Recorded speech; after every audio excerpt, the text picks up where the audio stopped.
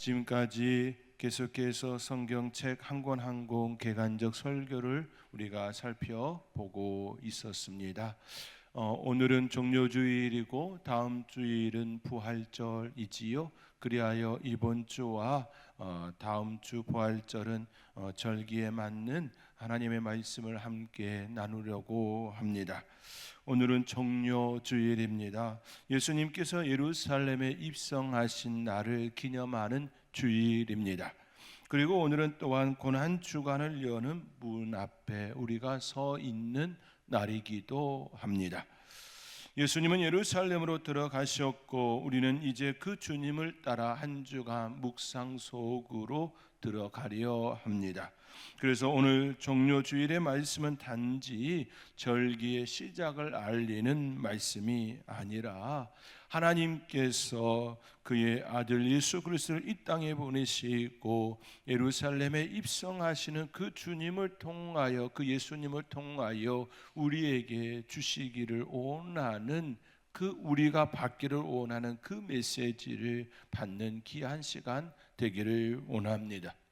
오늘 본문은 우리에게 너희는 어떤 왕을 맞이하려 하는가, 그리고 그 왕이 걸어가신 길이 어떤 길인지 아느냐고 묻습니다.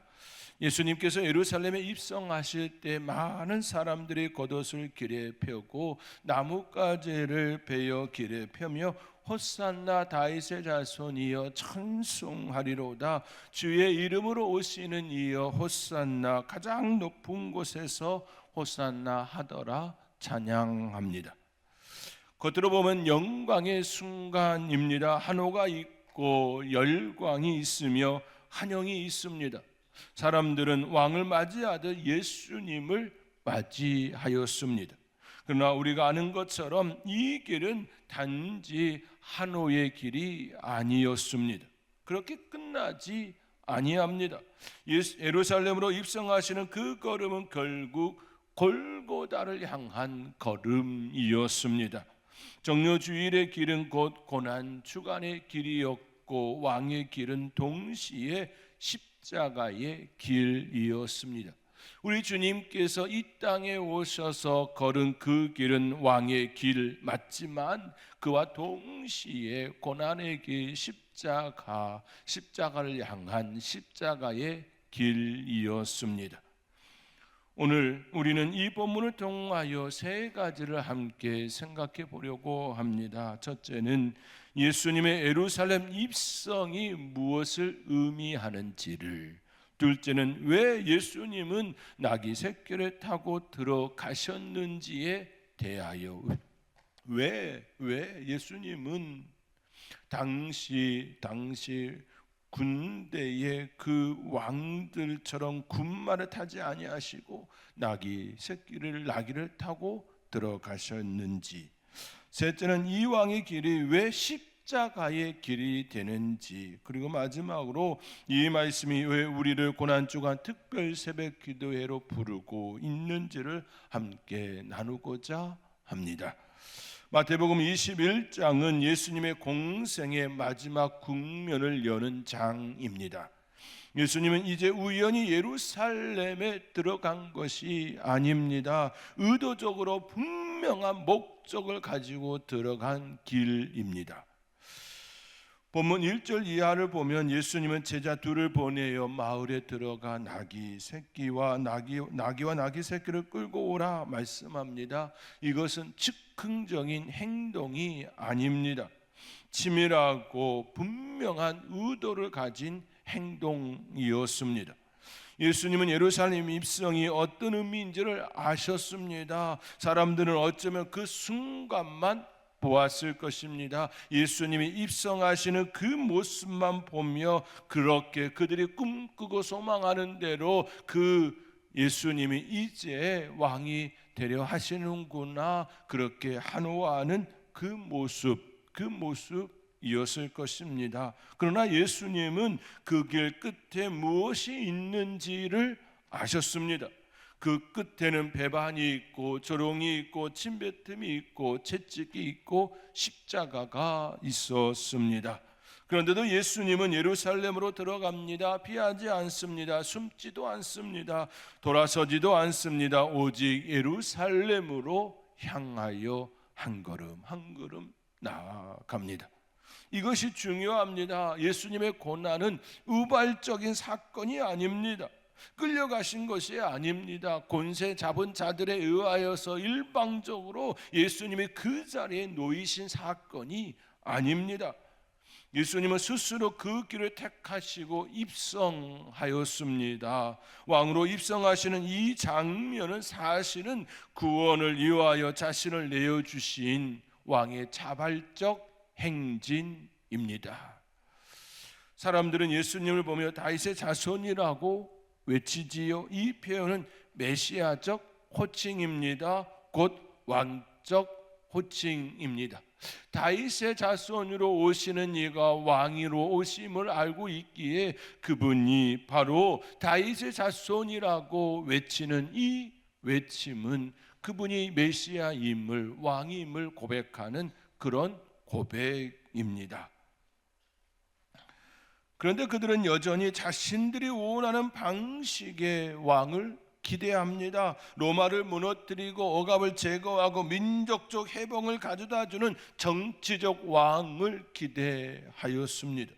기대할 만하였지 않습니까? 예수님께서 그동안 3년의 그 공생의 기간 동안에 어떤 일을 행하였습니까? 수많은 병자들을 고쳤습니다. 귀신 들린 자들을 고쳤습니다. 오병이의 기적을 통하여 장정만 5천 명을 먹이는 일이 일어났습니다. 죽은 자를 살리는 그 일도 보여주셨습니다. 사람들이 생각할 때에 예수님의 그 권능이라면, 그 권세라면 충분히 로마를 제압하고 정치적 왕으로서의 그 왕으로 충분히 가능하리라 여겼던 것이지요. 그들이 꿈꾸는 그 왕의 모습이 바로 예수님이시다, 그렇게 생각하며 호산나 다윗의 자손이여 찬송하리로다, 그렇게 외치는 자들이었던 겁니다. 하지만 예수님은 그들의 기대와는 전혀 다른 왕이었습니다. 예수님은 정복하는 왕이 아니라 구원으로 오셨습니다. 구원하는 왕으로 오셨습니다. 무너뜨리는 왕이 아니라 대신 짐을 지는 왕으로 오셨습니다. 죽이는 왕이 아니라 죽으러 오신 왕이었습니다. 사랑하는 성도 여러분, 우리는 예수님을 어떤 왕으로 맞이하고 있으신가요? 내 소원을 빨리 들어주는 왕입니까? 내 문제를 즉시 해결해 주기를 원하는 그런 왕입니까? 내가 원하는 방향으로 움직여주는 그런 왕을 꿈꾸고 소망하고 계십니까? 아니면 내 죄를 해결하기 위하여 십자가의 길을 묵묵히 가시는 참된 왕으로 맞이하고 계십니까? 종료주일은 단지 호산나 찬송하리로다 다윗의 자손 예수여라고 외치는 날이 아닙니다. 내가 기대하는 왕이 아니라 하나님의 말씀이 증언하는 참된 왕을 맞이하는 날입니다. 예수님을 맞이하였던 그때의 무리들의 그 호산나, 그 외치는 자들의 그 외침과는 다른 외침이어야 합니다. 우리가 맞이하는 그 예수님은 왕의 길, 십자가의 길을 걸어가시는 그 주님, 그 주님을 바라보며 그 주님을 맞이하는 그런 외침이어야 합니다. 예수님은 우리의 욕망을 만족시키는 왕으로 오신 것이 아니라 우리를 죄에서 구원하시기 위하여 오셨습니다. 우리의 죄를 위해 예루살렘에 입성하시는 그 예수님을 참된 왕으로 맞이하는 저와 여러분이 될 수 있기를 주님의 이름으로 권면드립니다. 오늘 본문 5절은 스가랴 선지자의 예언의 말씀입니다. 오늘 본문 5절의 말씀 우리 함께 읽겠습니다. 시온 딸에게 이르기를 내 왕이 내게 임하나니 그는 겸손하여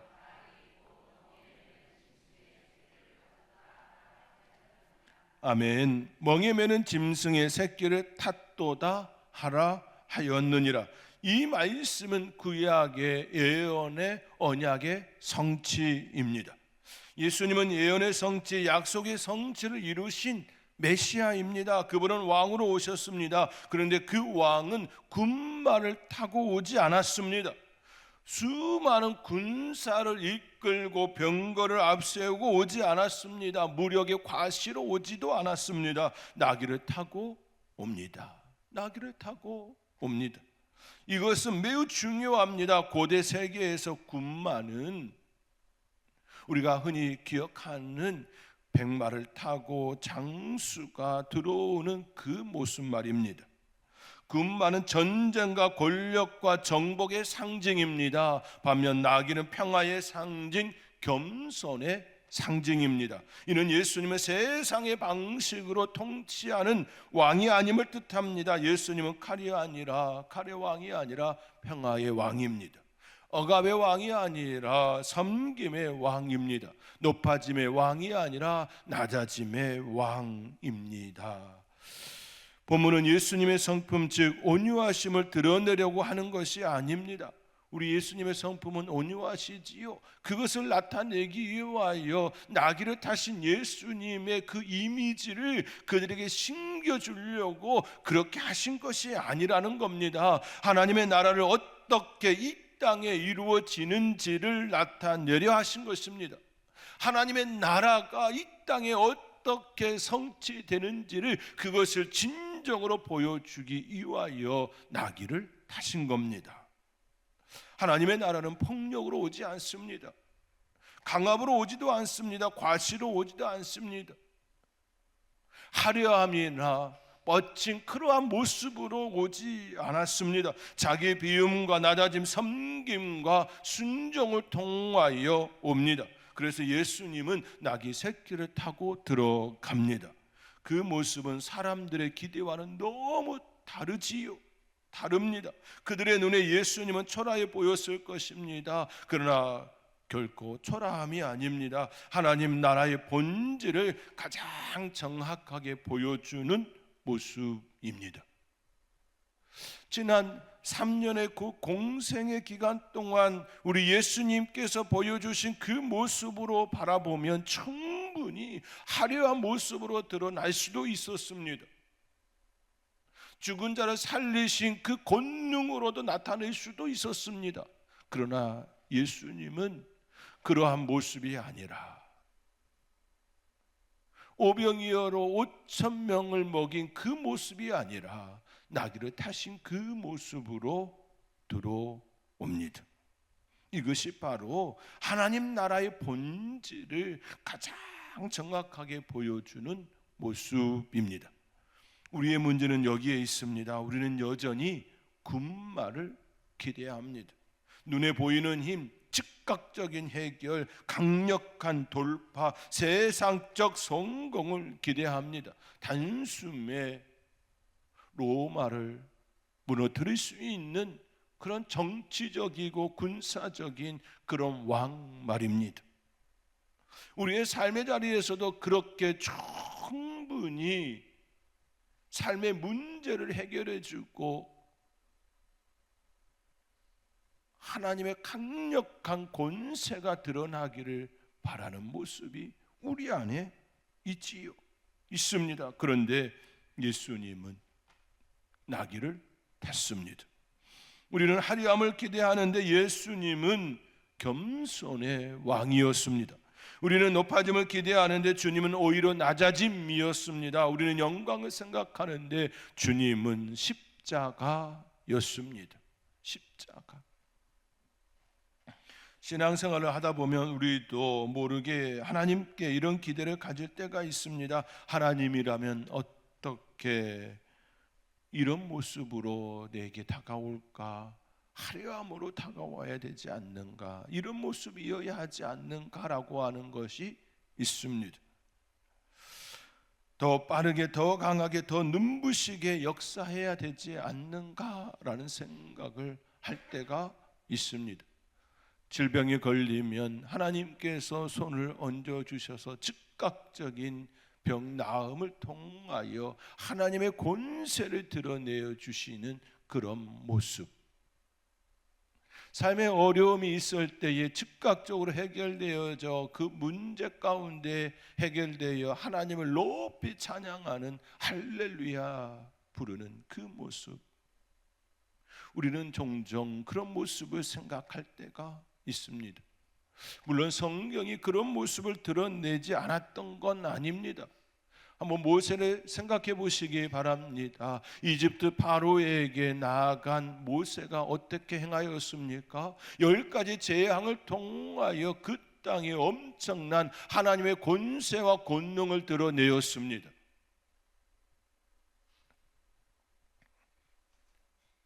그로 인하여 이스라엘 백성들의 출애굽하는 그 현장이 되게 하셨습니다. 홍해 앞에서는 뒤에 이집트 군사가 쫓아왔을 때에 하나님께서는 홍해를 가르신 그 사건을 통하여 하나님의 능하신 그 역사를 보여주셨습니다. 광야 생활 가운데 목이 말랐을 때에는 목마른 자들에게 반석에서 물이 솟는 그 놀라운 이적과 기사를 펼쳐 주었습니다. 충분히 하나님의 그 위대하신 그 권능, 그 역사, 그 권세를 기대할 수 있습니다. 왜냐하면 하나님의 말씀 가운데 그런 모습도 보여주셨기 때문입니다. 그런데요, 그런 모습만 있었나요? 그렇지가 않습니다. 요단강을 건널 때에는 그들이 제사장이 언약궤를 맨 제사장들이 먼저 발을 담가야 했습니다. 먼저 길을 다 열어주심이 아니라 발을 내밀어야 했습니다. 그리고 물이 천천히 그쳤지요. 그 모습으로 나타날 때도 있었습니다. 하나님, 그런데 우리는 우리의 삶의 자리에 하나님에 대하여 강하고 더 빠르고 더 센 모습으로 생각하고 바라보고 있을 때가 있습니다. 하나님께서 나에게 보여주시는 그 하나님의 모습보다 내가 그리는 그 하나님의 모습이 먼저일 때가 있다라는 겁니다. 그런데요, 정료주일에 예수님은 우리에게 분명하게 말씀합니다. 예루살렘에 나귀를 타고 들어가는 그 예수님은 우리에게 이와 같이 말씀합니다. 나는 너희가 기대하는 방식으로 오지 않는단다. 나는 나의 방식으로 온단다. 나는 아버지의 뜻을 이루는 방식으로 순종의 모습으로 온단다 라고 우리에게 말씀합니다. 우리가 기대하고 우리가 그리는 그 모습이 아니라 아버지 하나님께서 원하시는 그 모습으로 순종으로 오시는 예수님을 예루살렘에 나귀 타고 입성하시는 그 모습을 통하여 우리에게 분명하게 말씀합니다. 그러므로 종료주일은 우리의 왕 이해가 바뀌는 날이어야 합니다. 예수님을 믿는다는 것은 단지 도움을 받는 차원이 아니라 그분의 길을 배우는 것입니다. 겸손의 길, 평화의 길, 섬김의 길, 순종의 길을 배우는 것입니다. 오늘 우리의 마음속에 다시금 우리 주님의 모습을 닮을 수 있는, 또 담을 수 있는 저와 여러분이 될 수 있기를 주님의 이름으로 축원드립니다. 오늘 본문을 보면 군중의 한호가 가득합니다. 그러나 우리는 복음서 전체를 알고 있습니다. 며칠 뒤에 같은 예루살렘에서 다른 소리가 외쳐집니다. 호산나를 외쳤던 그 자리는 십자가에 못 박으소서라고 광란의 그 소리로 바뀝니다. 사람들의 한호는 오래가지 않습니다. 군중의 열광은 진실한 믿음과는 다를 때가 있습니다. 입으로는 왕을 부르지만 실제로는 그 왕의 길을 원하지 않을 수 있습니다. 그들이 꿈꾸는 왕이 그런 왕이 아니기 때문이지요. 예수님은 그 사실을 모르지 않습니다. 그럼에도 불구하고 예루살렘으로 들어갑니다. 왜 그렇습니까? 우리를 구원하시기 위해서입니다. 온 인류를 구원하시기 위하여서 나귀를 타고 들어가심입니다. 마태복음은 이미 이 왕의 길이 어떤 길이 있는지를 여러 차례 보여주었습니다. 그 대표적인 말씀이 마태복음 20장 28절의 말씀이지요. 예수님은 인자가 온 것은 섬김을 받으려 함이 아니라 도리어 섬기려 하고 자기 목숨을 많은 사람의 대속물로 주려 함이니라고 선포하였습니다. 이 한 구절이 종려 주일의 비밀을 풀어줍니다. 예수님이 왜 오셨습니까? 섬김을 받기 위해서가 아닙니다. 섬기기 위해서입니다. 죽이러 오신 것이 아니라 죽음을 당하시러 오신 예수님이십니다. 사람들의 한우를 즐기기 위해서가 아닙니다. 그 한우 뒤에 감춰진 죄인들의 실상을 짊어지고 대속의 죽음을 이루시기 위하여 오심입니다. 이것이 바로 왕의 길입니다. 이것이 바로 예수님께서 순종으로 나아가신 십자가의 길입니다.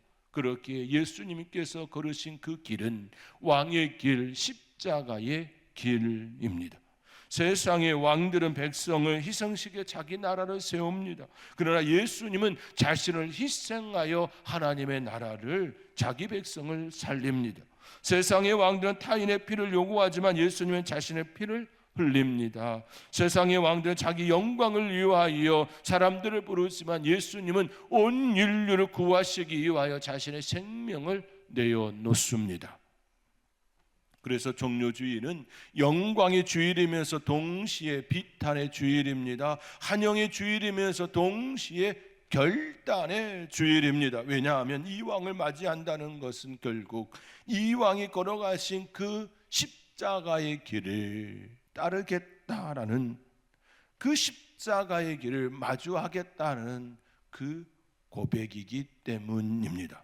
사랑하는 성도 여러분, 예수님을 왕으로 모신다는 것은 단지 입술로 찬양하는 것이 아닙니다. 예수님을 왕으로 모신다는 것은 그분이 가신 그 길의 의미를 받아들이는 것입니다. 그 길은 낮아짐의 길입니다. 그 길은 순종의 길입니다. 그 길은 희생의 길입니다. 그 길은 결국 십자가의 길입니다.